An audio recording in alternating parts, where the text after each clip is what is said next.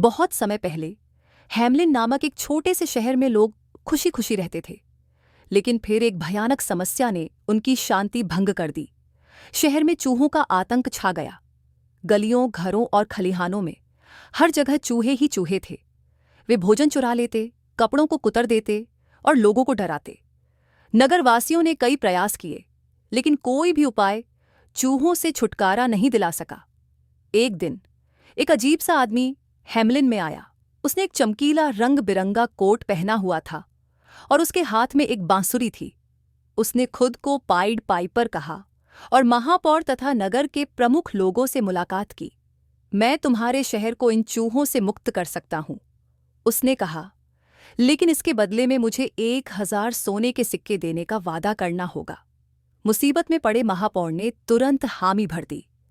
अगर तुम हमें इन चूहों से छुटकारा दिला सकते हो तो हम तुम्हें इनाम जरूर देंगे। पाइड पाइपर मुस्कुराया, अपनी बांसुरी निकाली और एक अनोखी मधुर धुन बजाने लगा। और फिर एक जादुई चमत्कार हुआ। शहर के कोने कोने से चूहे बाहर निकलने लगे। वे घरों से, कुओं से, गलियों से और यहां तक कि महापौर के कार्यालय से भी निकलकर आ गए।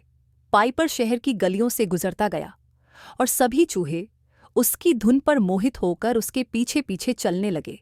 पाइड पाइपर चूहों को शहर से बाहर ले गया और उन्हें पास की नदी की ओर ले चला। बिना किसी झिझक के सभी चूहे पानी में कूद गए और डूबकर मर गए।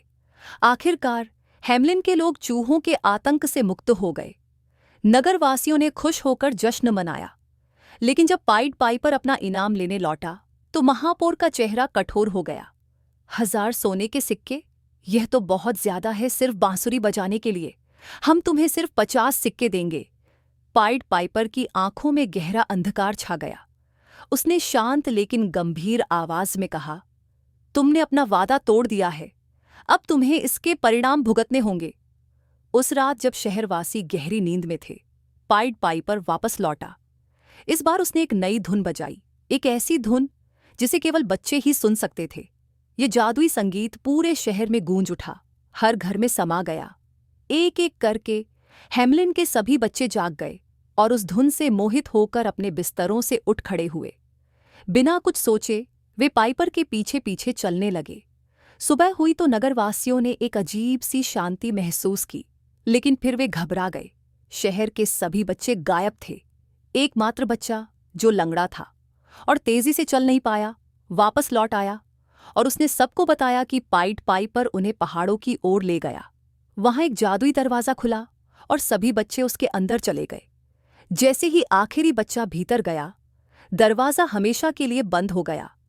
हैमलिन के लोग दुख और पछतावे से भर गए। उन्होंने अपने बच्चों की बहुत तलाश की, लेकिन वे कभी नहीं मिले। शहर गमगीन और वीरान हो गया। लोग हमेशा उस भयावह दिन को याद करते रहे जब उन्होंने अपने लालच के कारण अपना वादा तोड़ा था और भयानक परिणाम झेलने पड़े। कहानी से सीख: हमेशा अपने वादों को निभाओ और कभी भी लालच के कारण बेईमानी मत करो, क्योंकि इसका अंजाम बहुत बुरा हो सकता है।